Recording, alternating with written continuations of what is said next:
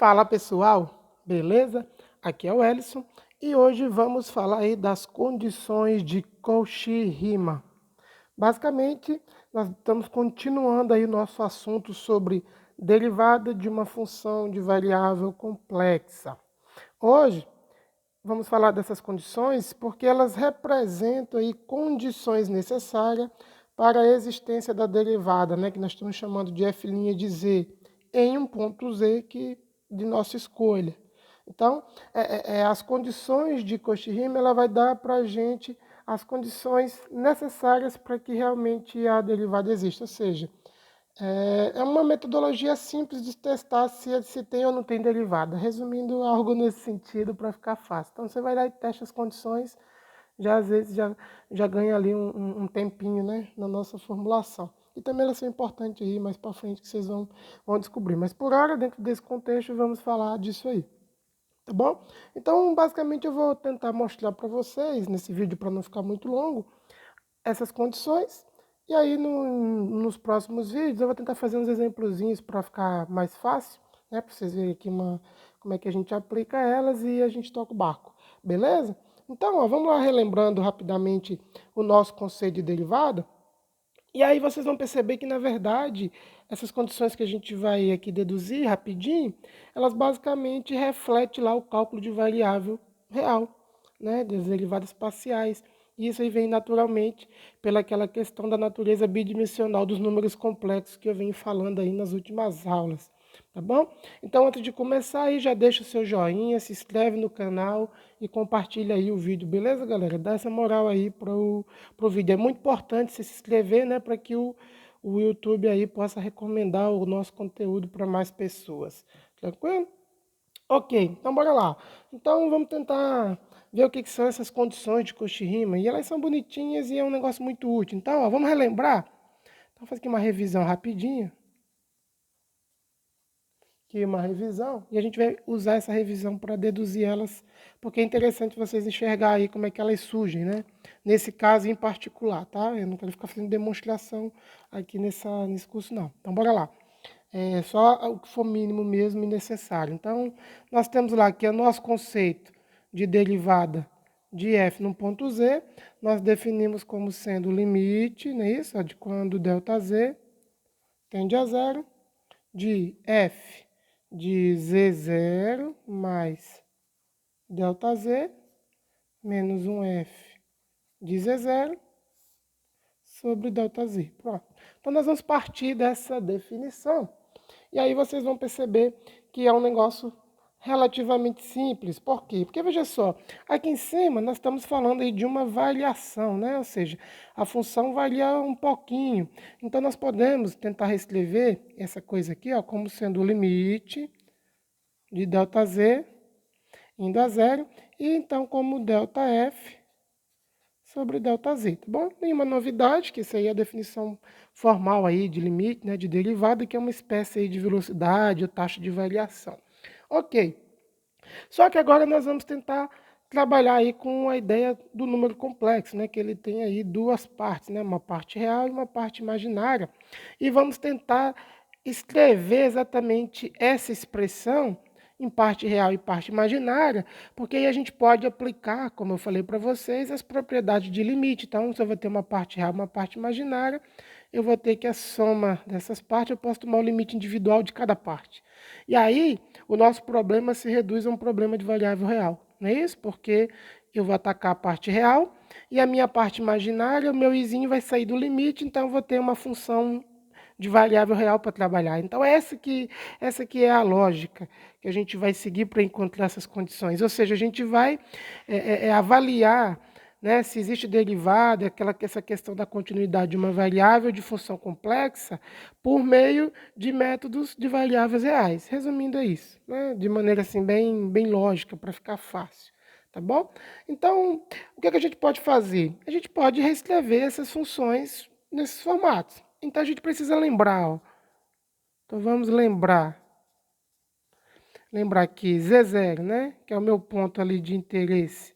Que eu posso escrever ele como um x0, que é um número real, mais uma parte imaginária, que eu vou chamar de y0, aqui por definição.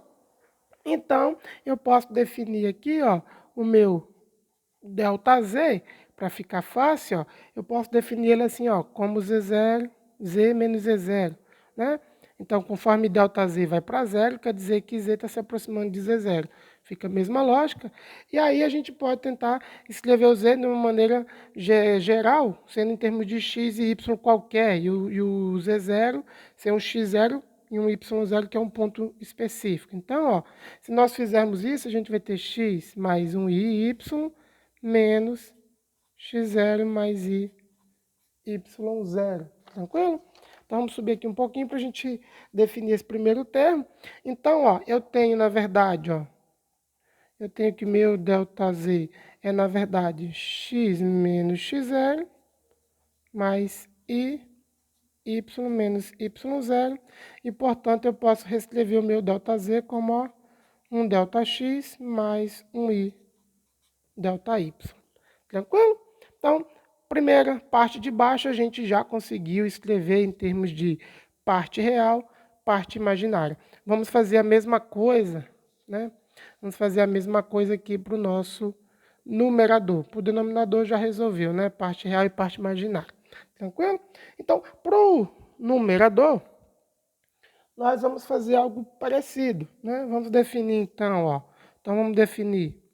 Então, seja o meu f de Z0. Vou definir então ele assim, ó, como sendo u de x0 e y0, que a gente aprendeu que é uma função u real mais um i de outra função real, mais um i aplicado em v de x e y, só que o ponto é Z0, então é em x0, y0. Tranquilo? Então a gente definiu. Então, se a gente quer calcular quem é o f de Z0 mais ΔZ, talvez a coisa mais simples da gente fazer, tá? Saindo um pouquinho da metodologia de alguns livros, vamos fazer assim, ó. Vamos enxergar quem que é ΔZ. Então, é F de Z0 mais. Quem que é o ΔZ, ó? Z menos Z0. Olha lá que bonitinho. Tá vendo? Então, esse menos com menos já mata. Então, eu posso enxergar aqui diretamente como F de Z. Então, eu sei que, na verdade, esse cara aqui é F de Z.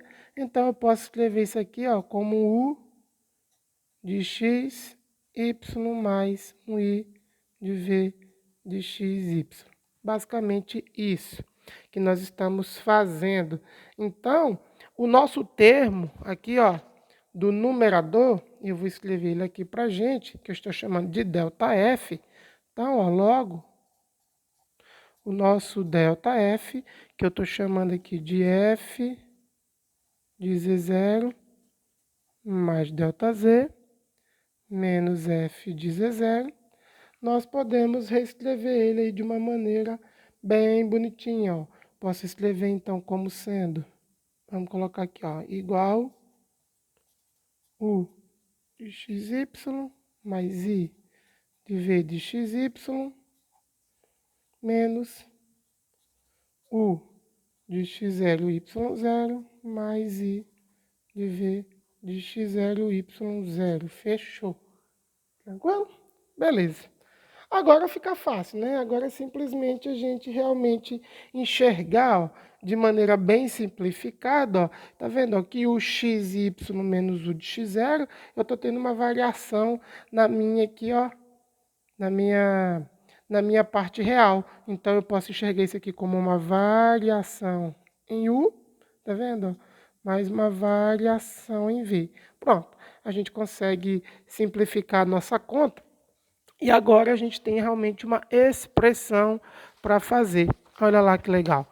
Nós já podemos fazer então o seguinte, ó, que a nossa derivada, o nosso f', na verdade, então, ó, logo, o nosso f' de Z0, ele vai ser o limite. O ΔZ, a gente já pode, né, matar ele aqui como sendo ΔX indo para 0 e o ΔY indo para 0, né, que é a versão de ΔZ indo para 0 que nós já discutimos em outras aulas. Então, aqui eu vou ter, ó, ΔU mais I ΔV. E embaixo nós temos ΔI mais I, ΔY. Pronto. Então, nós temos agora em termos das nossas funções reais. Tá vendo? ΔU e ΔV. ΔX real, ΔY real. O izinho é o que vai dar a nossa componente C imaginária. Então, fica bem mais simples, que agora a gente pode, então, aplicar a propriedade dos limites, né? A gente pode separar essas coisas facilmente. Desculpa. Bem, só que agora a gente vai fazer uma coisa mais simples. O que nós vamos fazer? Então, lembra aí na última aula, se eu não me engano, quando a gente tentou fazer o exemplo lá da função módulo, a gente pegou para tentar mostrar que o limite existe, a gente tinha que chegar no valor desse limite por diferentes caminhos, tinha que dar o mesmo valor.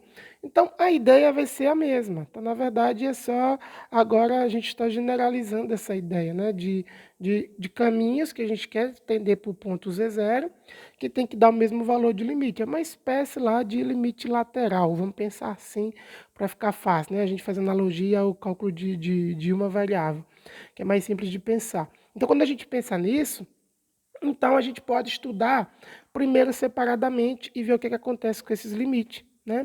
Eu quero, por exemplo, eu posso supor o primeiro caso, por simplicidade, no caso que ΔY é igual a zero. Então, ó, vamos supor aqui, ó. Então, suponha ΔY igual a zero, tá certo? Se a gente supor ΔY igual a zero, a gente quer saber qual que é o limite, tá bom? De um ponto Z que mora sobre o eixo X. Vamos pensar assim, tá bom?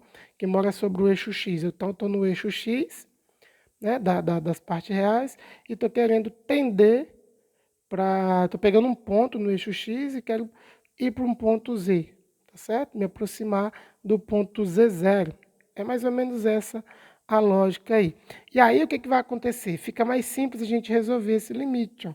Eu vou ter aqui, ó, no caso de ΔY igual a zero, eu vou ter F' de Z0. Como ΔY aqui já vai ser zero, porque eu estou impondo isso, então esse termo aqui vai morrer. Então, vai ficar simples de resolver. Olha lá, vai ficar o limite de ΔU mais I ΔV sobre ΔX. Isso aqui agora a gente pode separar, fica fácil. Então, vai ficar o limite de ΔX indo para zero, ΔX indo para zero, de ΔU sobre ΔX, mais o limite de ΔX indo para zero, de I ΔV ΔX. Legal? Bacana. Pronto. Então, é fácil agora de ver, né? Então, o que acontece? Esse limite, então esse izinho pode sair aqui do limite e vir para cá. Esse limite em especial, ΔU, ΔX, na verdade, então, quando a gente coloca o ΔX indo para zero, ele é a representação da derivada parcial de U com relação a x. Tá vendo? Então, a gente pode escrever isso aqui como sendo, ó, ΔU, ΔX, ó, a derivada parcial, mais I, e a mesma coisa para o ΔV, ó, ΔV, ΔX, tá vendo? Ó? De onde é que surge uma derivada parcial pela imposição desse limite, que ele já é tradicional lá no cálculo. E aí a gente pode dizer, olha, se esse limite existir, então, esse cara aqui, ó, estou dizendo que essa derivada existe, a derivada parcial existe, tá percebendo? Ó? Então, dizer que esse limite existe é dizer que, para esse caso, existe a derivada parcial com relação a x. E se ela existe, vai dar um número, né? Quando eu estou tendendo aqui, eu estou calculando um ponto Z0, para um ponto Z0 vai existir um número, eu posso chamar esse número aqui de qualquer coisa. Vamos chamar aqui de C1 para esse termo e C2 para o dv dx. Então, I, C2. Pronto. A gente chegou no nosso limite, calculando. Então, suponha que você calculou a derivada parcial, vai dar um número, vai calcular a derivada parcial no ponto Z0 e vai dar um outro número. Beleza? Bacana. O que a gente vai fazer? Vamos tentar, então, encontrar qual que é o limite indo para Z0 se eu for agora por um outro caminho. Né? Eu vou forçar ΔX igual a zero E eu tenho que comparar esses limites, eles têm que ser iguais. Essa que é a lógica, né? É semelhante à dos limites laterais. Para que esse limite exista, se eu tomar um caminho agora em que ΔX não está variando, né? Essa variação é nula aí, e eu estou então só andando em ΔY, e estou tendendo também para o mesmo ponto, o limite da derivada naquele ponto ali tem que ser o mesmo. Então a gente tem que achar a mesma expressão, e a gente vai impor isso para ver o que acontece. Tá bom? Então, vou fazer o mesmo passo a passo. Eu vou até reescrever aqui, ó. Então, ó, pra gente não perder. Seja F', ó, F' de Z0. Agora, limite de ΔY. Ó, tô copiando aqui, tá? Ó, vou botar mais pra cima aqui, ó. Tô copiando daqui, ó. Tá vendo, ó? Limite de ΔY indo para 0. Então, eu tô assumindo que ΔX igual a zero agora, tá bom? Seja ΔX igual a zero e F', então o limite disso. Nós vamos fazer aqui, ó. Vamos fazer aqui, ó. ΔU mais I, ΔV. Então aqui embaixo vai ficar aí ΔY. Pronto. Então a gente copiou tudo, né? Só matou o ΔX. Beleza, então posso tirar aqui, né? Aí agora, quando você faz isso, nós vamos tentar agora aplicar as mesmas coisas. Então vai acontecer o seguinte, ó, vou jogar para cá, ó. Vou jogar para cá. Então eu sei que o meu limite vai ficar o limite de ΔY tendendo a zero, de DU y dy, tá vendo, ó?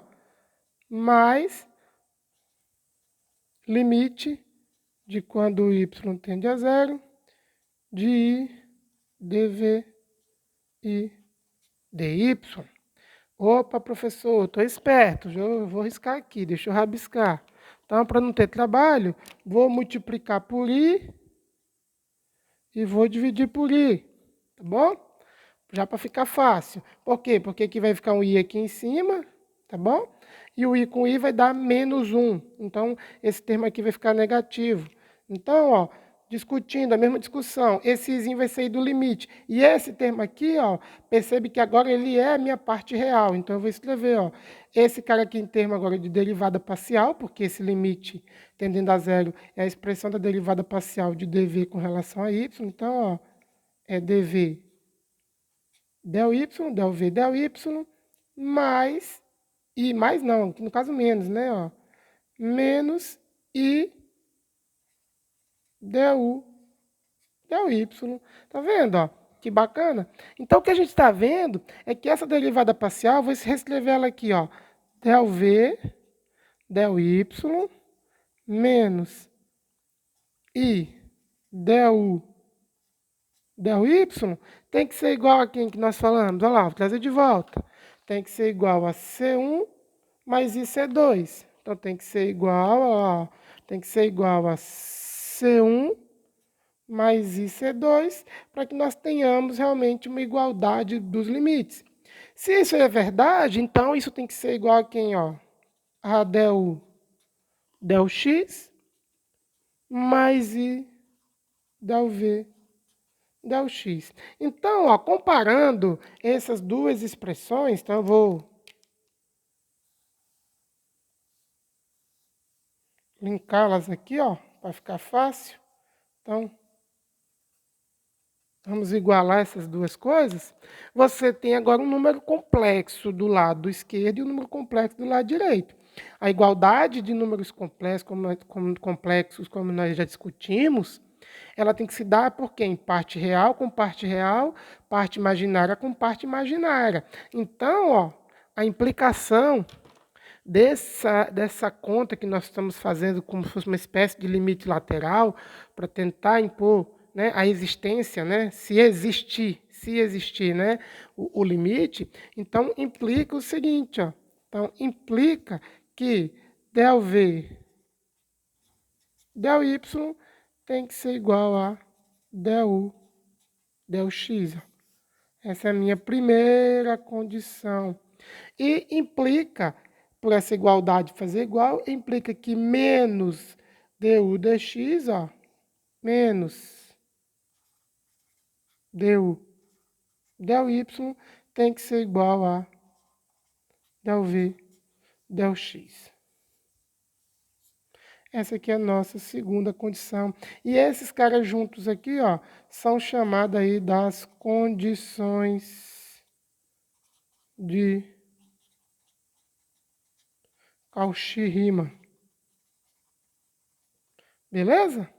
Então, muito facinho, beleza? Então, olha só, o que está acontecendo?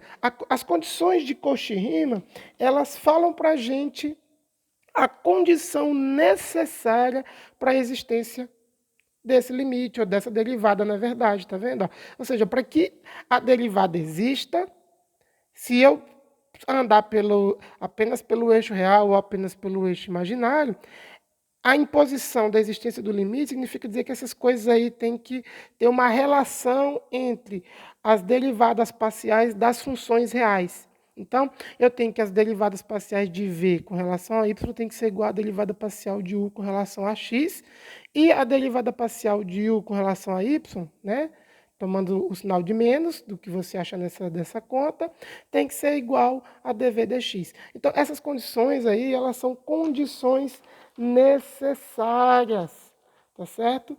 Para que exista a derivada num ponto z0. Então, as condições de Riemann aí é uma maneira simples que a gente utiliza, né, as variáveis, né, as funções de variáveis reais, as derivadas em funções de variáveis reais, para dizer o que acontece com uma função complexa, tá bom? Então, é uma interligação entre as duas áreas, né? A de variável real e a variável complexa, tá bom? Então, acaba que a gente cai na nossa zona de conforto. E aí a gente tem, então, na verdade, para simplificar e matar a aulinha, a gente cai no seguinte teorema para fechar. Ó. Vou colocar aqui para ganhar tempo. Então, o primeiro teorema, que é a questão das condições de Riemann serem condições necessárias. Então, não esqueça, tá bom?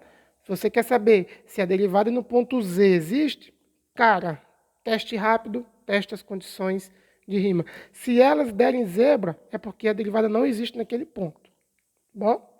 Então, e é muito mais simples de resolver, porque você vai estar lidando ali com derivadas parciais, dependendo da cara cabulosa que tiver aí a sua função f de z. Tá bom? Então, ó, o teorema 1 é se f' de z existe em um ponto z, significa que as derivadas parciais de primeira ordem existem nesse ponto e se relacionam conforme as condições de Cauchy-Riemann. Tranquilo? Condições necessárias. Beleza. Ah, professor, mas aí como é que eu vou saber se existe ou não? Aí só está dizendo que se não existir, as condições de Riemann já vai matar para a gente o problema, né? Mas se existir, e aí como é que a gente faz? Olha lá, para a gente falar que existe, né? É o que a gente fala que são condições suficientes, ou seja, qual a condição que garante para a gente, não, existe, né? Ou não existe. Bem, aí a gente olha, já que a gente já pegou as condições de Cauchy-Riemann e a gente quebrou a nossa função de variáveis complexas em duas partes, né? Que vamos lidar com funções reais, que são as funções u e v, então a gente vai olhar para ela, né? Aí, ó, então nós temos o seguinte, ó, se u e v são univalentes, nós já explicamos, né? São funções que, dado um domínio, nós vamos ter apenas uma imagem, tá bom? Nós não podemos ter duas imagens associadas ao domínio, então são univalentes e contínuas em x0 e y0, incluindo as derivadas parciais, que nós acabamos de aparecer nas condições de Cauchy-Riemann, tá bom? Então, essas derivadas parciais são essas das condições de Cauchy-Riemann. Então, se isso tudo acontecer, tá? U e V tem que ser univalente e contínua, e também a mesma coisa para as derivadas parciais delas, tem que ser univalente, né, e contínua. As condições de Cauchy-Riemann em um ponto Z, quando satisfeitas, garante a existência de f' de zero. Tranquilo? Então, você está fazendo a continha, você percebeu que a função u real é contínua, é univalente. Bacana. A função v é contínua e é univalente. Beleza. A derivada parcial, as derivadas parciais de u e v são contínuas. Bacana. Então, quando você fizer as continhas lá para as condições de Cauchy-Riemann, se elas forem satisfeitas, a derivada de f' existe. Beleza, pessoal? Então, espero aí que tenha ajudado. E o vídeo vai ficando por aqui. Até a próxima aula, onde a gente vai fazer uns exemplozinhos, beleza? Só não se esqueça aí de se inscrever no canal, deixar o joinha e compartilhar o vídeo. E ativa o sininho de notificação para você receber aí as próximas aulas. Abraço, galera!